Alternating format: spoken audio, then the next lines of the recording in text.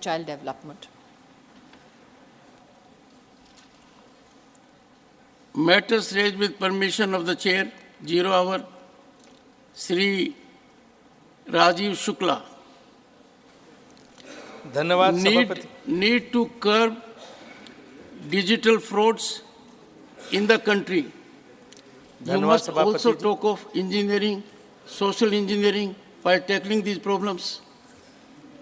धन्यवाद सभापति जी, मैं आज एक बहुत ही गंभीर मुद्दा उठा रहा हूं जो दिन ब दिन बढ़ती जा रही डिजिटल लेन देन के साथ, और जैसे जैसे हम नकदी अर्थव्यवस्था से कैशलेस अर्थव्यवस्था की ओर बढ़ रहे हैं, डिजिटल धोखाधड़ी की संख्या भी बढ़ रही है। यहाँ वित्त मंत्री जी बैठी हुई हैं। हर किसी ने अनुभव किया होगा कि कैसे धोखेबाज लोगों को मैसेज भेजकर उन्हें पैन नंबर अपडेट करने, खातों को अनब्लॉक करने, क्रेडिट कार्ड पर गिफ्ट आदि देने के बहाने कॉल कर रहे हैं। हमें इस खतरे को रोकने के लिए कड़े उपायों की ज़रूरत है। आज यह सच है कि कार्ड से भुगतान और यूपीआई के माध्यम से भुगतान बढ़ गया है, लेकिन साथ ही लोग डिजिटल धोखाधड़ी में लाखों रुपए खो रहे हैं। इनका जाल इतना सटीक होता है कि आईटी इंजीनियर, सरकारी अधिकारी, वकील और अकाउंटेंट भी इनके जाल में फंस जाते हैं। और गरीब लोग तो बहुत ज़्यादा, वो तो उनको धमकाते हैं कि मैं साहब बिहार से हूँ, जो पकड़वाना है पकड़वा लो, हम आपको आप हमें पकड़ा नहीं सकते। भारतीय रिजर्व बैंक ने अपनी वार्षिक रिपोर्ट में 276 करोड़ रुपए की 6,659 डिजिटल धोखाधड़ी का हवाला दिया है। यह पिछले वर्ष रिपोर्ट किए गए 155 करोड़ रुपए के 3,596 धोखाधड़ी वाले लेन देन मामलों से अधिक है। हमें यह सोचने की ज़रूरत है भुगतान प्रणालियों के भीतर खुफिया जानकारी कैसी बनाई जाए, जिसका उपयोग ऐसे लेन देन को फिल्टर करने या ब्लॉक करने के लिए किया जा सकता है। साथ ही हमारे लोगों की डिजिटल जागरूकता में सुधार के लिए व्यापक कार्य योजना की जरूरत है। सभी के हाथों में मोबाइल फ़ोन है, लेकिन उनमें से अधिकांश को उन सुरक्षा उपायों की जानकारी नहीं है जो उन्हें अपनी वित्तीय सुरक्षा के लिए अपनाने चाहिए। भारतीय बैंकों ने महत्वपूर्ण उपाय सुझाए हैं, जिनमें नए खातों में लेन देन के लिए एक सीमा, ज्ञात धोखेबाजों के लिए एक सेंट्रल नेगेटिव एजेंसी और धोखाधड़ी की रिपोर्टिंग पर कैश फ्लो को रोकने के लिए एक स्टैंडर्ड ऑपरेटिंग प्रोसीजर शामिल है। 15 नवंबर तक के सरकारी आंकड़ों के अनुसार 2019 में राष्ट्रीय साइबर रिपोर्टिंग प्रणाली की शुरुआत के बाद से 1.3 मिलियन से अधिक शिकायतें प्राप्त हुई है। सवाल यह है कि हम कितने मामलों को ट्रैक करने, मामलों को सुलझाने में सफल हुए हैं।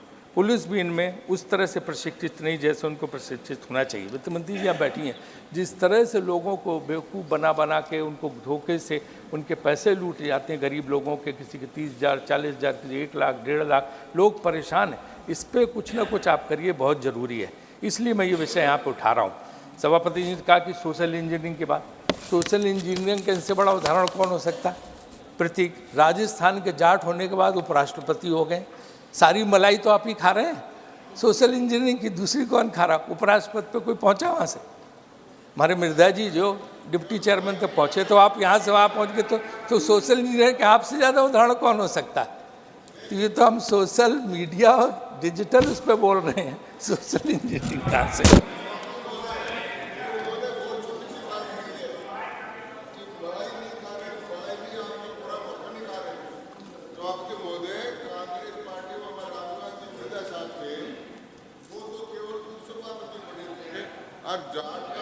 पहली बार आकर यहाँ तक पहुँच गया। ये हीरे की पार की तो नरेंद्र मोदी थी जो आपको बैठा दिया यहाँ पर, और इससे बड़ा सोशल श्री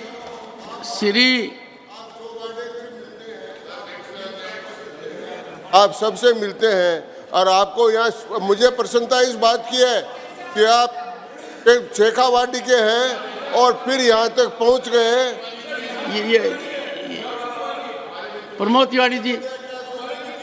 तिवारी जी, हम आपको राजस्थान का ही मानते हैं जी। आप राजस्थान से सांसद हैं, कुछ कह सकते हैं? ये मक्खन का आरोप लगा रहे हैं। सर मैं तिवारी हूँ, ये तिवाड़ी है, ये फर्क है सर। मतलब फर्क क्या है? सर चूंकि राजस्थान में तिवाड़ी लिखा जाता है, यहाँ तिवारी लिखा जाता है उत्तर प्रदेश में, ये फर्क है सर।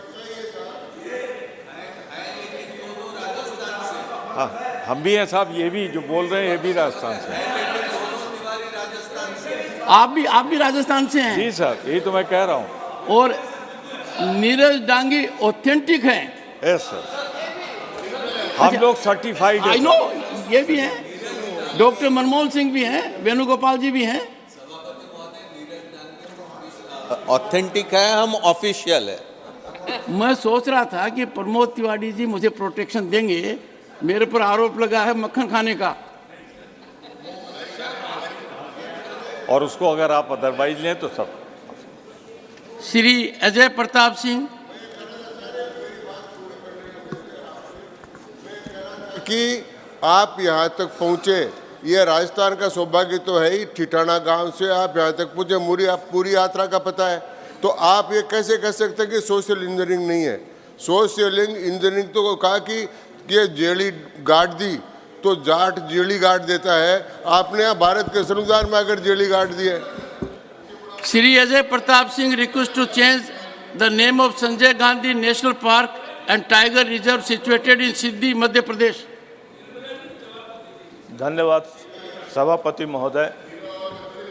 सभापति महोदय, परसों आपने आसंदी से कहा था कि नाम में क्या रखा है, शेक्सपियर को उद्धृत करते हुए। फिर आपने ही समाधान दिया कि आज के दौर में नाम का बड़ा महत्व है। सभापति महोदय, मध्य प्रदेश टाइगर स्टेट है और मध्य प्रदेश में स्थित मेरा गृह जिला सीधी प्राकृतिक संपदा और प्राकृतिक विशेषताओं से भरपूर है।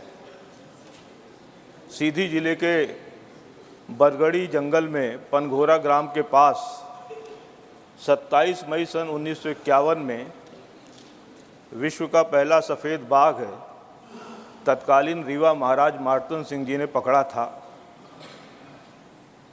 फिर उसका उन्होंने पालन पोषण किया, उसका नामकरण उन्होंने मोहन किया। उनके कर्मचारी उनको आदर से बाघ को मोहन सिंह कहते थे। मोहन सिंह ने राधा नामक बाघिन के संसर्ग से 34 बाघ शावक उत्पन्न किए। उन 34 बाघ शावकों में 21 बाघ शावक सफ़ेद रंग के थे। उन्हीं की संतति अमेरिका गई, उन्हीं की संतति इंग्लैंड में ब्रिस्टल जू गई और आज दुनिया में जितने भी सफ़ेद बाघ हैं सब मोहन सिंह के वंशज हैं। मोहन सिंह की मृत्यु 1969 में हुई और विंध्य की धरती में विराट नामक बाघ, सफ़ेद बाघ अंतिम बाघ था। उसके बाद कोई सफ़ेद बाघ वहाँ पर रह नहीं गया। इसी मोहन के ऊपर वर्ष 1987 में डाक टिकट भी जारी किया गया था। वर्ष 2015 में रीवा में मुकुंदपुर सफारी में दोबारा से सफ़ेद बाघ को एक कैप्टिव जू में रखा गया है। आज उस जू में 3 सफ़ेद बाघ हैं और 4 सामान्य बाघ हैं। 2016 में जो यहाँ पर 26 जनवरी की परेड हुई थी, उस परेड में भी मोहन बाघ की झांकी प्रस्तुत की गई थी। मैं बड़ी विनम्रता के साथ कहना चाहता हूँ कि जो मोहन की जन्मभूमि थी, मातृभूमि थी, उस टाइगर रिजर्व का नाम वर्तमान में स्वर्गीय संजय गांधी जी के ऊपर है। मैं स्वर्गीय संजय गांधी जी के प्रति बड़ा आदर भाव व्यक्त करते हुए इस सदन में कहना चाहता हूं कि उनकी स्मृति को अक्षुण्ण बनाए रखने के लिए आज इस भारत में अनेक संस्थाएं हैं। इसलिए मोहन की स्मृति को बनाए रखने के लिए संजय धन्यवाद अजय जी। आपका समय खत्म हुआ माननीय अजय जी। माननीय श्री जगेश ji, demand to include implementable corridor waiter deflator ICD in Pradhan Mantri Jan Arogya Yojana. Thank you, sir. Sir, in all rhythm is a disorder of human heart rate or rhythm. It means that the heart beats too quickly, too slowly, or with an irregular pattern. The disorder results from problems in the electrical system of the heart. If the disorder is serious, a patient may need a cardiac pacemaker or an implantable cardioverter defibrillator, that is ICD. They are the device that are implanted in the chest or the abdomen, which controls the abnormal heart rhythms. It uses electrical pulses to make the heart to beat at normal rate. If it senses danger rhythms, it delivers shock. This treatment is called defibrillation. An ICD can help control life-threatening heart rate disorder, especially those that can cause sudden cardiac arrest. Most new ICDs can act as both a pacemaker and a defibrillator. Many ICDs also record the heart electrical pattern. When there is an abnormal heartbeat, this can help the doctor to plan future. Sir, my concern is in all heart-related central as well as state government schemes, claim is extended only for single or double chamber pacemaker, but the cost of the ICD and procedure for cardiac condition is not covered by any health schemes. As many patients use ICD, especially rural or poor patients, patient has to bear the full amount for which the cost is very high, and the patient left with no option other than to live with the disease or to die. If high-cost treatment like this are not included in the scheme, the rural and poor patients will suffer. Therefore, sir, I urge the government to include ICD in health protection schemes like Pradhan Mantri Jan Arogya Yojana, that is Ayushman Bharat, so that lakhs and lakhs of patients will be benefited with this and will be boon for patients suffering from this life-threatening disorder. Thank you, sir. धन्यवाद माननीय श्री जगेश जी। माननीय Shri Saket Gokhale ji, demand to provide facility of lawyer for the welfare of under trial prisoners. Thank you, sir. So I stand today as an MP speaking for under trial prisoners in India in this August House, thanks to my leaders Mamata Banerjee, Abhishek Banerjee and my party Trinamool Congress. So I spent half of this year, 2023, in the Sabarmati Central Jail in Gujarat as an under trial prisoner. So today I want to speak about something which is the dark underbelly of our democracy. I'm going to start with a very small fact, sir. So what percentage of the prison population in India under trials? 10%, 20%? No, sir. 77% of our prisoners are under trials, which means 3 out of 4 people in our jails are technically innocent until proven guilty. Now let me inform this August House about what the day of an under trial prisoner in India looks like. They are woken up at 6 o'clock in the morning with guards coming in and kicking them with their boots. After that, lunch is served at 9 o'clock in the morning. That's lunchtime, 9 o'clock. Dinner, sir, dinner. Dinner is served at 3 o'clock in the afternoon. And what is dinner? It is 2 rotis. The rotis are like cement. You have to soak them in water for 30 minutes to make them edible. And a bowl of boiled potatoes with mirchi powder on it. This food is unfit for human consumption, but that is what they're given. And after giving dinner at 3 p.m., sir, they don't get any food till 9 o'clock the next morning. Sad. In a barrack meant for 40 people, 80 to 85 people are stuffed together. So the standard solution for any prison guards is very simple. A prisoner comes with a concern, they tie him to a pole and beat him for 15 minutes so that he never opens his mouth again. Most deplorable. So majority of under trials in jail are there for petty offenses. There was a guy in my barrack, he was in jail for 2 years because he stole a 30 rupee pouch of milk. But he doesn't have 500 rupees for bail, so he's languishing in prison since the last 2 years. Unfortunate. Sir, sexual assault is rampant. Patients with mental health are kept with the other prisoners. They get bullied and they also get sexually abused. Prison guards turn a blind eye to it. Sir, legal aid is non-existent because 10 legal aid lawyers in one prison. Please. 10 legal aid lawyers in one prison. Honorable Minister, let him speak. Sir, I seek your protection, Please, sir. no. I Please. seek your protection, sir. Honorable Minister, let him speak, please. Please. Sir, I seek No, your please. protection and some time. Please. Sir, you've not been to jail, I've been to jail. Please let him speak. Sir, please stop the clock, he's taking my time. Please. Sir, legal aid is non-existent. 10 legal aid lawyers in a jail, 3,000 under trial prisoners. कहाँ से काम करेंगे वो? Sir, to get to a lawyer, it takes 6 months. 6 months to get to a lawyer. So all branches, Please, nothing is going on record. Please. sir. Honorable All Minister, branches. please take yours. हमें नहीं मिला sir 6 महीने दाल चावल. Mr. Gokhale, please address. Sir, all branches of our system, the executive locks prisoners. Majority of them are Muslims, SCs, STs, and OBCs. Thank you. माननीय Shri Akhilesh Prasad Singh, concern regarding cancellation of waiting ticket purchased from window counter at railway station. Please महोदय, Rajiv ji take your seat railway please. भारतीय सार्वजनिक परिवहन व्यवस्था की रीढ़ की हड्डी की तरह काम करती है देश में। देश भर में प्रतिदिन यस माइक इज ऑन। देश भर में प्रतिदिन लगभग 2 करोड़ 40 लाख प्लीज प्लीज आप बोलें। 2 करोड़ 40 लाख नागरिक रेलवे की सेवाओं का उपयोग करते हैं।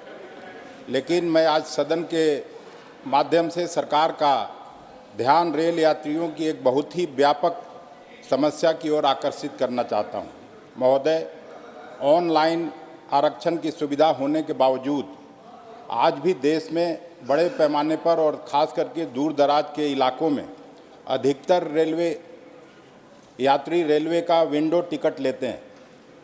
अभी भी जो मौजूदा नियम है उसके अनुसार वेटिंग टिकट अगर कंफर्म नहीं हुआ तो ट्रेन के रवाना होने के आधे घंटे बाद तक विंडो से लिए गए वेटिंग टिकट को कैंसिल कराया जा सकता है।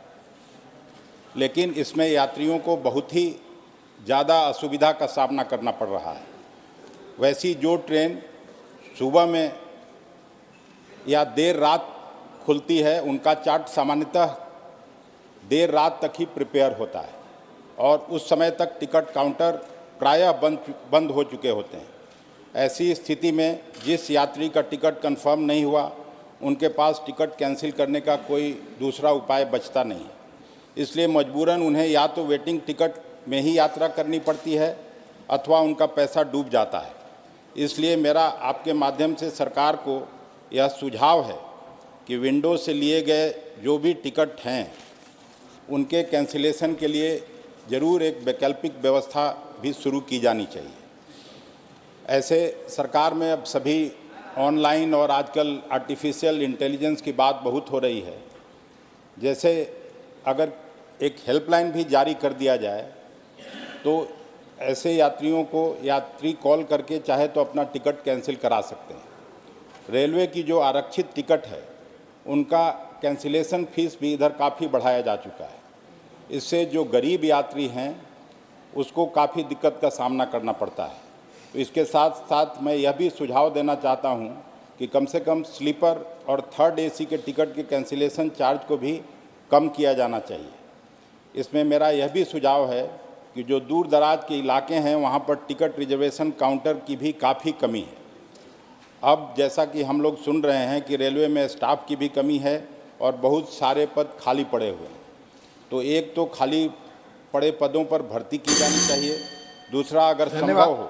धन्यवाद माननीय अखिलेश जी, धन्यवाद। समय खत्म हुआ, रिकॉर्ड पे नहीं जा रहा है। माननीय अखिलेश जी, ये 3 मिनट का ही 0 आवर में समय होता है, आप लोग समय के तहत बोले, वो रिकॉर्ड पे नहीं जा रहा है। माननीय Shri S Selvaganabathy demand to set up national council to improve the level of education in primary schools.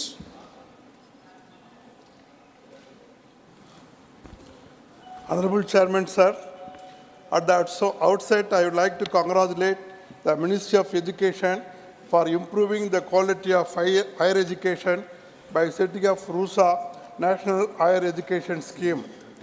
This has improved the infrastructure facilities of colleges and the polytechnics in the Union Territory of Puducherry beyond the efforts of the local government. I am really impressed by the success of the scheme in a very short time. The new education policy 2022 gives importance to primary education in the country because primary education is the instrument of improving the quality of life, especially in the rural sector. But I find most of the government schools lack basic infrastructural facilities like clean drinking water, toilet facilities, and teaching aids.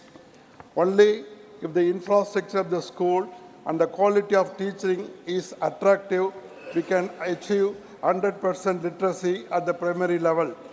I appreciate that the extension of midday meal scheme has increased the enrollment ratio. Now, we are celebrating the International Year of Millets.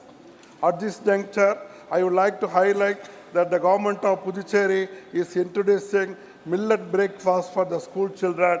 This is certainly nutritious.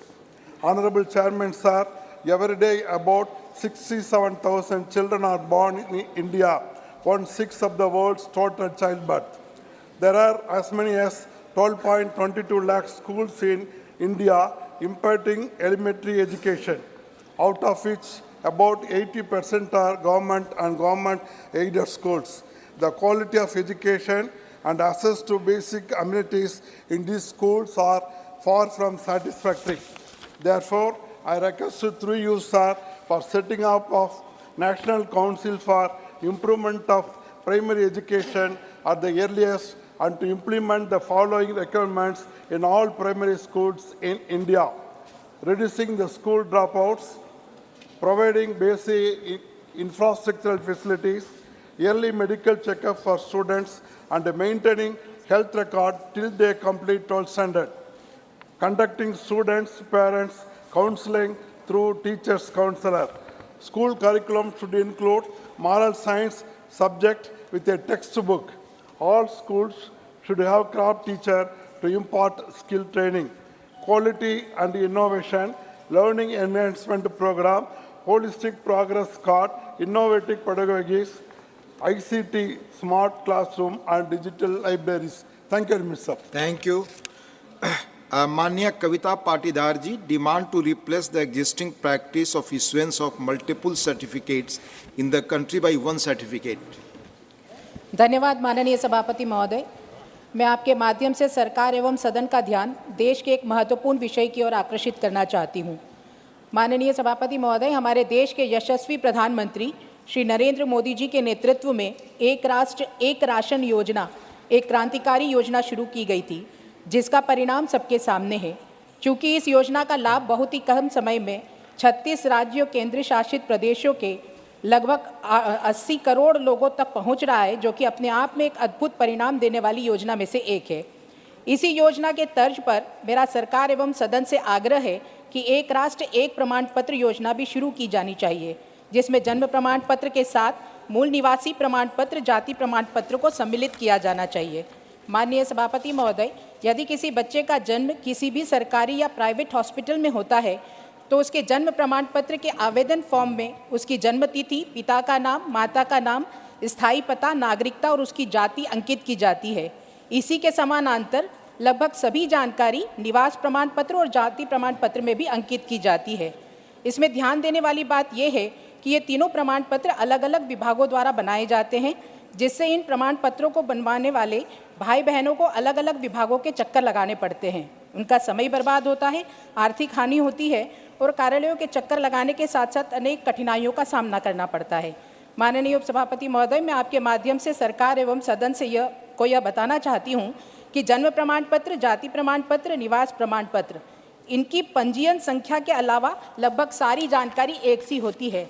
इसलिए मेरा सरकार से विनम्र आग्रह है कि जन्म प्रमाण पत्र को ही जाति प्रमाण पत्र और स्थायी निवास प्रमाण पत्र के विकल्प के तौर पर वैध कर देना चाहिए, ताकि मेरे देश के भाई बहनों को विभिन्न विभागों और कार्यालयों के चक्कर लगाने से छुटकारा मिल सके और एक ही प्रमाण पत्र में उनका कार्य सिद्ध हो सके, और जो प्रमाण पत्र त्रुटिवश जारी हो जाते हैं उन पर भी रोक लगेगी।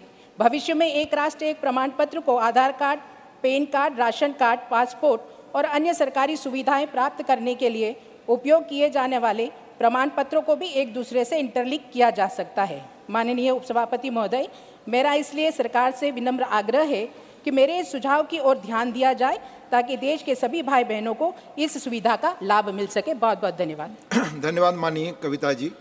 माननीय Shri Ajit Kumar Bhuyan, concern over wide spread deforestation in Assam. Thank you, Deputy Chairman, sir, for allowing me to raise an important issue for the country and particularly for Assam.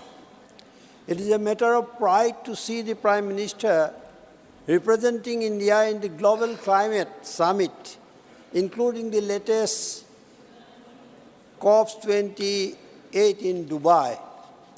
However, that feeling of pride wanes when we witness widespread deforestation undergoing unabated in our own country, more so when we see India's criticism at the international level, especially in scientific journals like the Science.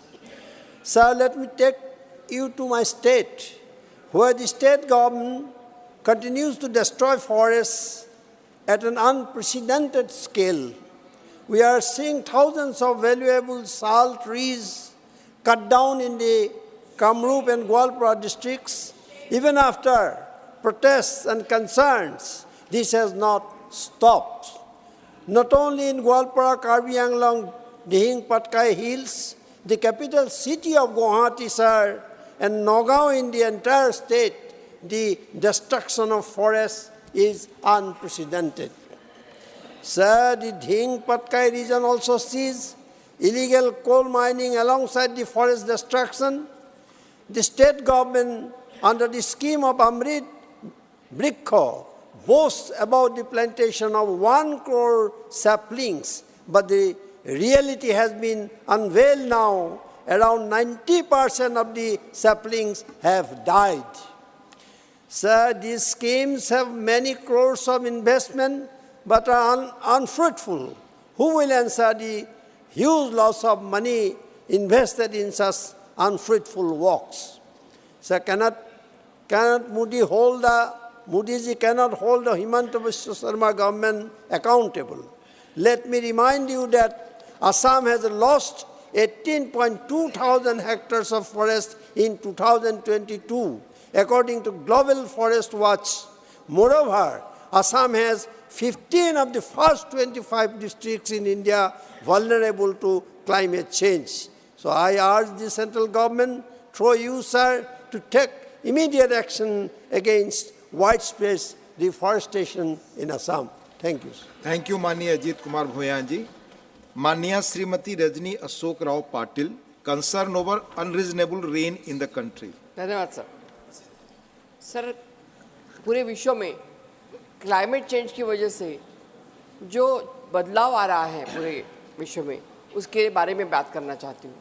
हमारे देश में हाल ही में हिमाचल में बहुत बारिश हुई, सब कुछ बह गया, लोग हाहाकार बच गया. उसके बाद में चेन्नई में हुआ और महाराष्ट्र में हाल ही में हमारे बहुत बारिश हो गई. पहले तो बारिश नहीं थी, इसलिए हम परेशान थे कि बारिश नहीं है, हम कैसे करेंगे, किसानों का खास तौर पे. और अभी इतनी बारिश हो गई कि हमारी सब फसल बह गई है. तो इसके लिए सरकार की एक परमानेंट स्वरूप की उनकी योजना, क्योंकि हमेशा ये हर साल हम देखते हैं कि ये क्लाइमेटिक चेंज की वजह से ये सब परेशानियाँ होती हैं.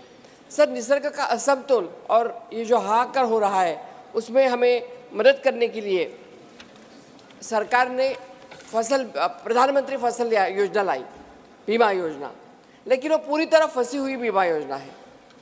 परसों ही मेरे खुद के क्षेत्र में बीड़ में 54 रुपये आए बीमा के, और उसके फिर लोगों ने जुलूस निकाला उनका कि देखो सरकार ने 54 रुपये हमें दिए हैं. तो इस तरह से किसान सब तरह से मारा जा रहा है. पानी से कभी पानी नहीं है, इसलिए कभी उनको परेशानी होती है कि सरकार उनको एमएसपी बार बार बोल के भी एमएसपी लीगलाइज नहीं हुई है. एमएसपी लीगलाइज करना आवश्यक है. अभी 2 डिसीजन ले लिए हैं सरकार ने, जिसका सीधा संबंध मेरे स्टेट के ऊपर पड़ता है. एक तो उन्होंने ऑनियन, प्याज जो होता है, उसको निर्यात बंदी कर दी है, उसका भी परिणाम हमारे किसानों को भुगतना पड़ रहा है. और दूसरा, इथेनॉल प्रोडक्शन के ऊपर उन्होंने पाबंदी लगा दी है. इथेनॉल प्रोडक्शन से हमारे जो बहुत सारे 1000, 150, 100-150 जो फैक्ट्रीज लगी थी जिसमें इथेनॉल तैयार होता था, और इथेनॉल पेट्रोल और डीजल में मिक्स होता था, पेट्रोल में, और उसकी वजह से हमारा पेट्रोल का कीमत कम रखने में मदद होती थी और हमारे किसानों को गन्ने का भाव अच्छा मिलता था. ये सब चीज़ों को ध्यान दे के पॉलिसी करना ज़रूरी है और वो सरकार करे. मुझे यहाँ आपको रिक्वेस्ट करना है, अनुमोदन करना है मुझे कि आज हिंदुस्तान में किसान सब तरह से शहीद अगर किसानों के पीछे लग जाए तो ये कौन से देश को शोभा देता है. अगर मेरे पिताजी शहीद हुए थे स्वतंत्रता संग्राम के लिए तो मुझे अभिमान लगता है, लेकिन मेरे पिताजी शहीद हुए किसानों की लड़ाई लड़ते हुए, वो भी आज़ाद हिंदुस्तान में. ये इस देश में हो रहा है, उसके लिए ध्यान देना ज़रूरी है. और मुझे लगता है कि आजकल के जो वातावरण है, जो लोगों को गुस्सा आ रहा है, जो यूथ जनरेशन हमारी फ्रस्ट्रेटेड है, इसका कारण ही यही है कि इकोनॉमिकली उनके हाथ में कुछ नहीं है, फ्रस्ट्रेटेड है. एजुकेशन की कीमतें बढ़ गई है, प्राइवेट एजुकेशन हो गया है. और सबसे बड़ी बात है कि किसानों को जब तक इन्होंने वायदा किया था 2022 में हम दुगनी उत्पन्न करेंगे, प्रधानमंत्री जी ने किया था जब 14 में चुन के आए, तो 2022 में दुगनी, कहाँ हुई दुगनी उत्पन्न? नहीं हुआ हमारा दुगना प्राइस. तो ये कहाँ हो गया? सबके नीचे आ रहे हैं प्राइस, आप क्या बोल रहे हैं? तो इसके लिए मैं रिक्वेस्ट करना चाहूँगी कि इसको हमने थैंक यू। जो माननीय सदस्य संबद्ध करना चाहते हैं किसी इशू से, अपना नाम सीधे डेस्क पे यहाँ भेज दें। माननीय Shri Rakesh Sinha ji, demand to establish a museum in the memory of foreign nationals for their contribution in the struggle of Indian independence. सभापति महोदय, अभी हमने अमृत महोत्सव मनाया। उस अमृत महोत्सव का कितना प्रभाव पड़ा, हमारी इतिहास की समझ, इतिहास की जानकारी और इतिहास का फलक, तीनों का विस्तार हुआ। जो इतिहास सीमित दायरे में लिखा गया था, सीमित घटनाओं और सीमित नायकों के द्वारा बताया जाता था, उसका फलक बढ़ा है। इसके लिए मैं माननीय प्रधानमंत्री श्री नरेंद्र मोदी जी के इस ऐतिहासिक कदम के लिए उन्हें धन्यवाद देता हूं। एक उदाहरण मैं देता हूं। मैं एक सांसद के नाते ही इस अमृत महोत्सव में 2 ऐसे लोगों को ढूंढ पाया जिनका जन्म अपने पिता के शहादत के बाद हुई। एक वर्धा के अरविंद मालपे, जिनके पिता गोविंद मालपे आष्टी में शहीद हुए थे 1942 में। दूसरा बेगूसराय के मेघौल के राधा प्रसाद सिंह, जिनके पिता शहीद हुए थे 1942 में। और शहीद कुमार, जिनके पिता राधा प्रसाद सिंह शहीद हुए थे 1942 में। इसी संदर्भ में कहना चाहता हूँ कि भारत का स्वतंत्रता आंदोलन सिर्फ राजनीतिक आर्थिक उद्देश्य से और राजनीतिक आर्थिक कारणों से और राजनीतिक आर्थिक कुलीनों के द्वारा नहीं था। इसमें एक सांस्कृतिक चेतना थी, जिस सांस्कृतिक चेतना ने दुनिया भर के लोगों को आकर्षित किया। उसके कुछ नाम हैं। कुछ विदेशी नागरिक, जैसे मेडेलिने सैलेट थी, जिनको महात्मा गांधी ने मीराबेन कहा और मीराबाई के नाम पर उनका एक आध्यात्मिक नाम दिया। उन्होंने स्वतंत्रता आंदोलन में एक बड़ी भूमिका निभाई और उसके 1942 और 44 तक वे जेल में रहे। इसके अतिरिक्त कैथरीन हेलेन, इन्होंने एक लंबे समय तक स्वतंत्रता आंदोलन में जो योगदान दिया है, जिनका नाम सरला देवी के नाम से हम जानते हैं। बीजे हॉर्मन, हम जानते हैं, एक बड़े पत्रकार थे। उन्होंने जालियांवाला बाग कांड को उजागर किया था और 1913 में जो बम्बई क्रॉनिकल शुरू हुआ था उसके संपादक बने। 1911 में जब बंगाल का यूनिफिकेशन का आंदोलन चला था तो सड़कों पे वे ब्रिटिश साम्राज्यवाद के खिलाफ खड़े हुए। इसी तरह से C.F. एंड्रयूज, जिनको हम दीन बंधु के नाम से जानते थे, महात्मा गांधी जी ने उन्हें दीन बंधु कहा था। उन्होंने देश के शोषितों के लिए, गरीबों के लिए बड़ा काम किया और ब्रिटिश साम्राज्यवाद के आर्थिक शोषण के खिलाफ एक बड़ा अभियान चलाया। इसके अतिरिक्त एक अमेरिकन नागरिक हमारे पास थे, जो सैमुअल स्टोक्स, जिनको हम सत्यानंद जी के नाम से जानते हैं। भारत की सांस्कृतिक चेतना ने इन सबको सिर्फ राजनीतिक आंदोलन का हिस्सा नहीं बनने दिया, बल्कि वे संस्कृति, विरासत और इतिहास से जुड़ गए। उन्होंने भारत माता को अपनी माँ के रूप में स्वीकार किया। इसी में एक और नाम आता है कि मार्गरेट एलिजाबेथ नोबेल, जिनको हम सिस्टर निवेदिता के नाम से जानते हैं। उन्होंने भी भारत के आध्यात्मिक चेतना से अपने आप को जोड़ते हुए भारतीयों में एक आध्यात्मिक चेतना के सूचकांक को बढ़ाने का काम किया। वो स्वामी विवेकानंद जी की शिष्या थी। इस प्रकार से एक और नाम है मीरा अल्फोंस, जिनको हम मदर के नाम से जानते हैं। इसलिए मेरा सरकार से निवेदन है कि ऐसे विदेशी नागरिकों ने धन्यवाद।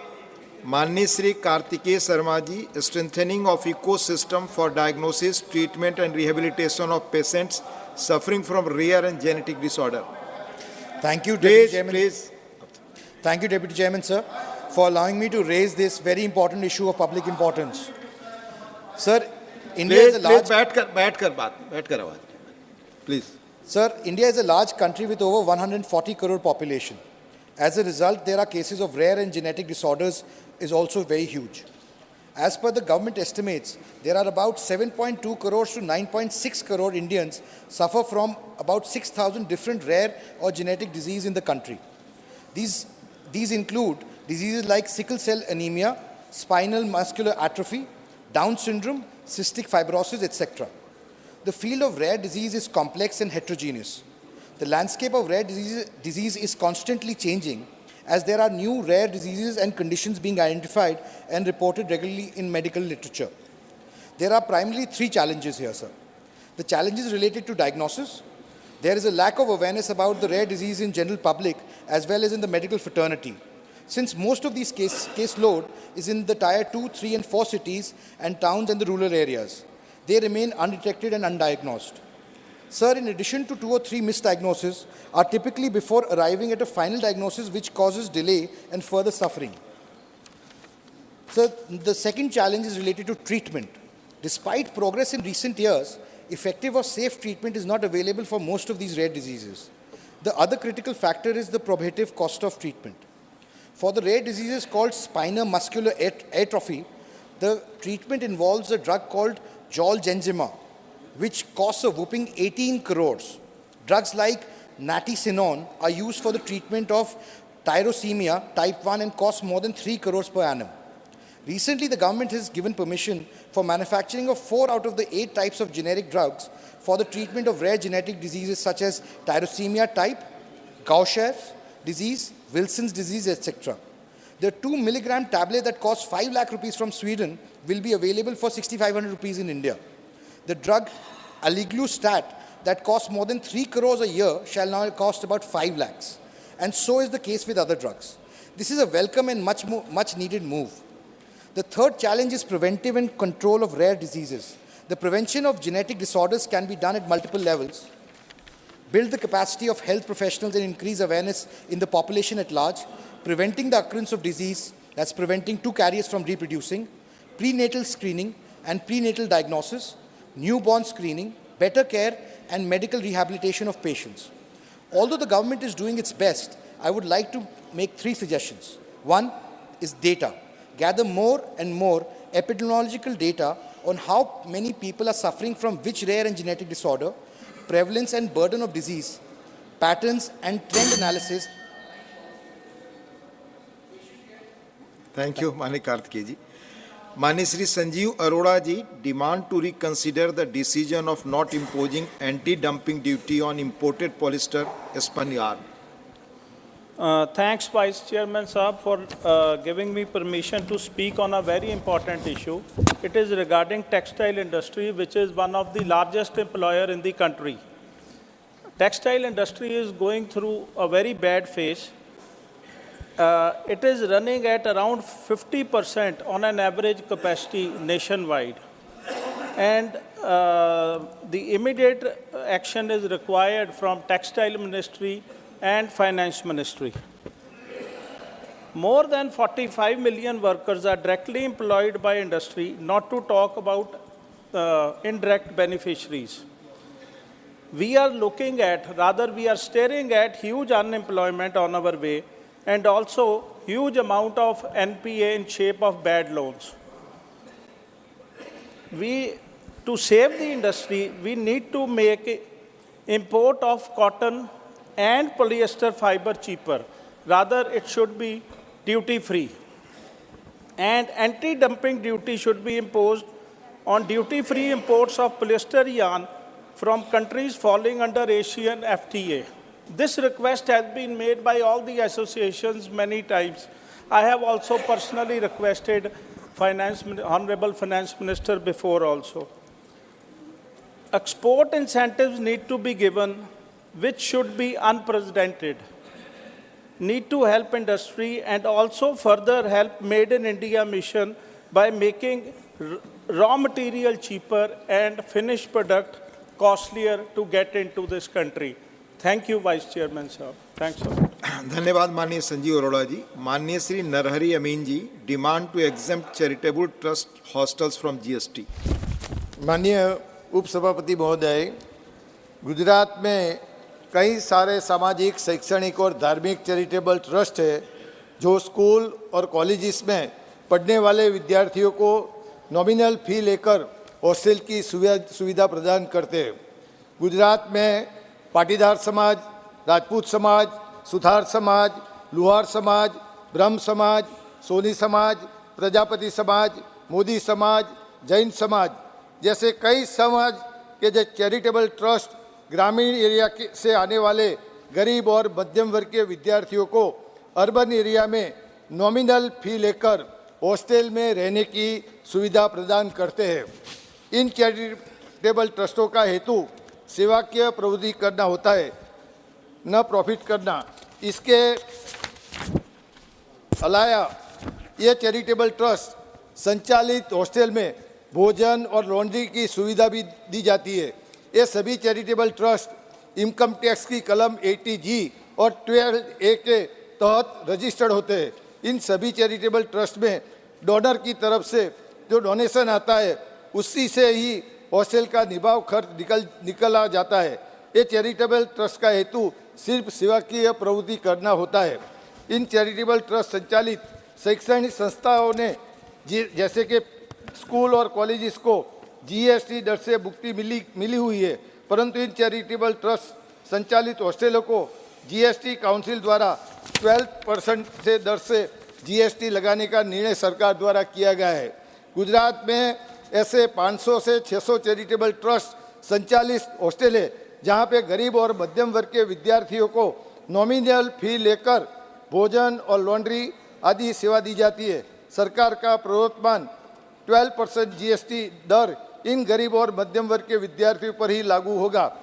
मेरा आपके माध्यम से वित्त मंत्री से ये अनुरोध है कि चैरिटेबल ट्रस्ट संचालित हॉस्टलों को हाल में प्रवर्तमान 12% जीएसटी दर में से मुक्ति दी जाए। धन्यवाद माननीय श्री नरहरि अमीन जी। माननीय Shri Abdul Wahab ji, concern over increasing suicide rates amongst young women in India. Thank you. I am talking about the suicide in young women cases. According to records, it is more in South India, especially that Kerala and Karnataka and all. We feel, or I feel, that it is because of under-reporting of the suicide in North India. In North India, maybe they are not reporting, fearing that some case will come against dowry or mother-in-law, father-in-law harassment and all. So, in South, the data is clear. So, try to make the data clear so that government can intervene in this area. Beti bachao, beti padhao, और बेटी suicide से और खुदकुशी से भी बचाओ, वो थोड़ा स्लोगन चेंज करना के under able leadership of Narendra Modi ji. This, when you look at suicide, experts points out that Central India and better reporting infrastructure. So what you should do is the government machinery have to have more counseling centers, more facilities, infrastructures to educate the young women, especially in our new generation system. Students, youngsters, they cannot take stress. They are like mostly like broiler chicken.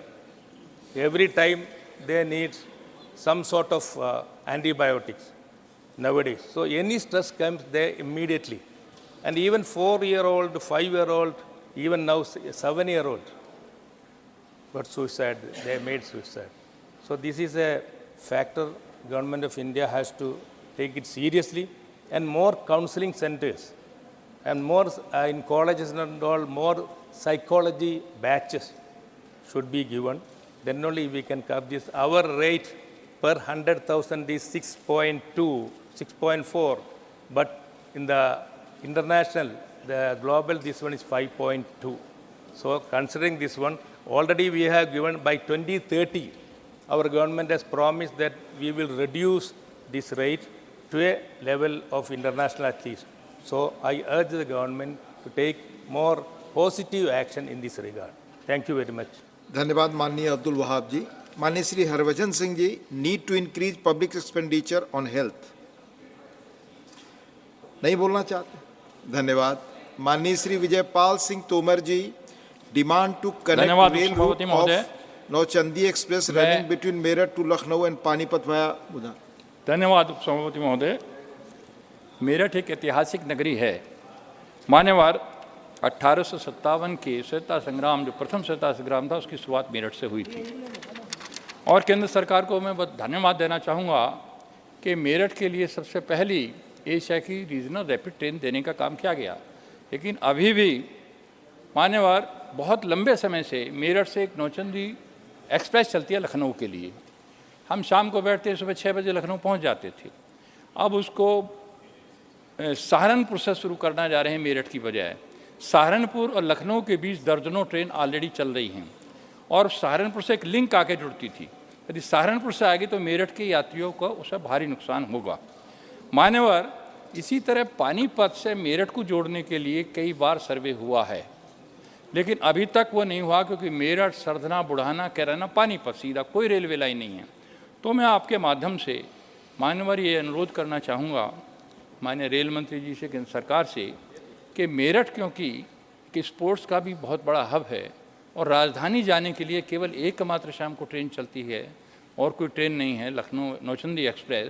Nauchandi express को, नौचंदी का एक ऐतिहासिक महत्व है, वहाँ एक मंदिर है और बड़ा मेला लगता है, इसलिए नौचंदी एक्सप्रेस को उसके नाम पर है, नौचंदी एक्सप्रेस मेले के नाम पर और मंदिर के नाम पर, उसको मेरठ से ही चलाया जाए और एक रेलवे लाइन मेरठ, सरधना, बुढ़ाना, कैराना, पानीपत दी जाए। यही मेरा निवेदन है। धन्यवाद। धन्यवाद माननीय विजयपाल सिंह जी। माननीय डॉक्टर के Lakshman, issuance of misappropriation of Panchayat Raj funds in the state of Telangana. Thank you, Deputy Chairman, sir. Sir, this is regarding misappropriation of Panchayat Raj funds in the state of Telangana, sir. I would like to bring to the notice of the Minister concerned to view the matter very seriously.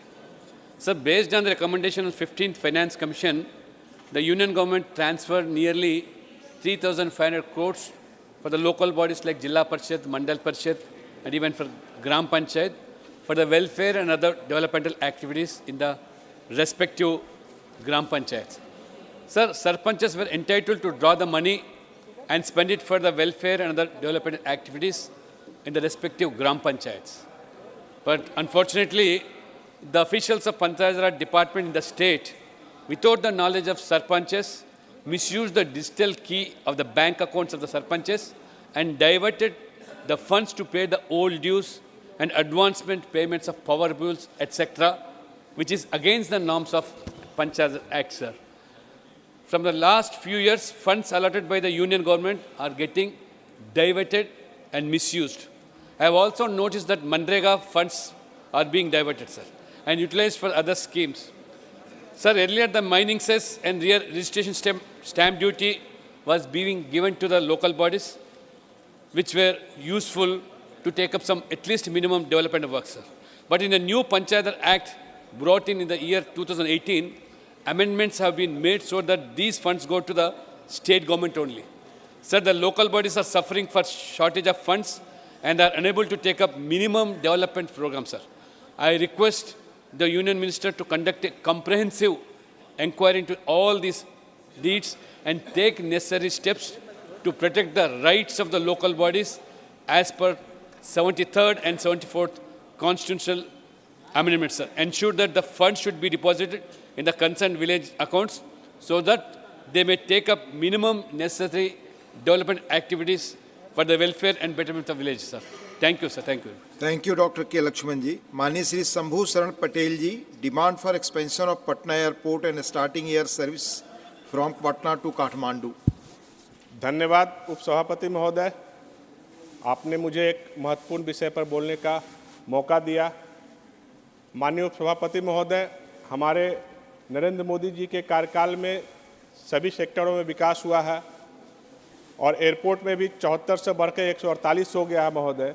लेकिन पटना का जो airport है, जिसको हम लोग जयप्रकाश नारायण अंतर्राष्ट्रीय हवाई अड्डा के नाम से जानते हैं, नाम तो अंतर्राष्ट्रीय है लेकिन एक भी अंतर्राष्ट्रीय उड़ान वहाँ से नहीं जाती है और वहाँ का जो रनवे है काफ़ी छोटा है, इसलिए पूरे हिंदुस्तान में एक खतरनाक एयरपोर्ट से उसका तुलना किया जाता है। अतः मैं सरकार से इस सदन के माध्यम से अनुरोध करूंगा कि जो पटना का जयप्रकाश नारायण अंतर्राष्ट्रीय हवाई अड्डा है उसका रनवे का विस्तारीकरण किया जाए और बाबा काशी विश्वनाथ के दर्शन करने के लिए तो वहाँ से फ्लाइट है, बाबा पशुपतिनाथ के लिए भी पटना और बिहार वासियों को एयरपोर्ट की फ्लाइट की सुविधा मिल जाए ताकि हम लोग पटना वासी, बिहार वासी डायरेक्ट पटना से काठमांडू जाकर बाबा पशुपतिनाथ का दर्शन कर पाएँ। यही मांग मैं इस सदन के माध्यम से सरकार से और माननीय नागर विमान मंत्री जी से करना चाहूँगा। धन्यवाद। धन्यवाद माननीय शंभू शरण पटेल जी। माननीय doctor Sumer Singh Solanki ji, demand to complete Indore Manmad new railway line project. धन्यवाद माननीय उपसभापति महोदय नर्मदे हर। माननीय उपसभापति महोदय, मैं एक बहुत ही महत्वपूर्ण विषय की ओर आपका और सरकार का ध्यान आकर्षित कराना चाहता हूं। मध्य प्रदेश के निमाड़ क्षेत्र में 105 साल पुरानी मांग है इंदौर मनमाड़ रेल मार्ग की, और वो आज तक पूरी नहीं हुई है। मेरे क्षेत्र के आदिवासी भाइयों और बहनों ने निरंतर रेल का सपना देखा है, लेकिन रेल का सपना आज तक अधूरा पड़ा हुआ है। 105 साल पुरानी इस रेल मार्ग के बनने से हमारे आदिवासी क्षेत्र के 5 से अधिक जिले जुड़ेंगे और 13 से अधिक विधानसभा इससे जुड़ेगी, और कई रेलगाड़ियों का सफ़र 250 से 600 किलोमीटर तक कम होगा। और साथ ही निमाड़ मालवा के ऐसे ऐतिहासिक और धार्मिक पर्यटन स्थल जिसमें Maheshwar, Omkareshwar, Mahakal, Mandu, statue of unity, बावन गजा, नागलवाड़ी जैसे प्रसिद्ध पर्यटन स्थल इस रेल मार्ग से जुड़ेंगे और आदिवासी किसान भाइयों और बहनों को भी इससे लाभ होगा। माननीय उपसभापति महोदय, इस रेल मार्ग के पूर्ण होने से आदिवासी क्षेत्र का विकास होगा और मेरे आदिवासी भाइयों और बहनों को कश्मीर से कन्याकुमारी तक यात्रा करने का अवसर भी प्राप्त होगा और साथ ही सेना के जवानों को भी आवागमन में सुविधा प्राप्त होगी। माननीय उपसभापति महोदय, मेरा आपके माध्यम से सरकार से यह आग्रह है कि जनजातीय कौरव कॉरिडोर के तहत बजट में 70,000 करोड़ रुपए की व्यवस्था की गई है। इसी बजट से इस क्षेत्र में रेल मार्ग का निर्माण अगर किया जाता है तो मेरे क्षेत्र के आदिवासी भाइयों और बहनों को और क्षेत्र का विकास भी होगा। बहुत धन्यवाद। नर्मदे हर। माननीय Sumer Singh ji, honourable members, I have to inform that a supplementary list of business has been issued to take up for consideration and passing of the following two bills as passed by Lok Sabha: the Jammu and Kashmir Reorganization Second Amendment Bill 2023, the Government of Union Territories Amendment Bill 2023. Honorable members, these bills will be discussed together and taken up before the two bills listed in today's revised list of business. Thank you. Question now. Sir.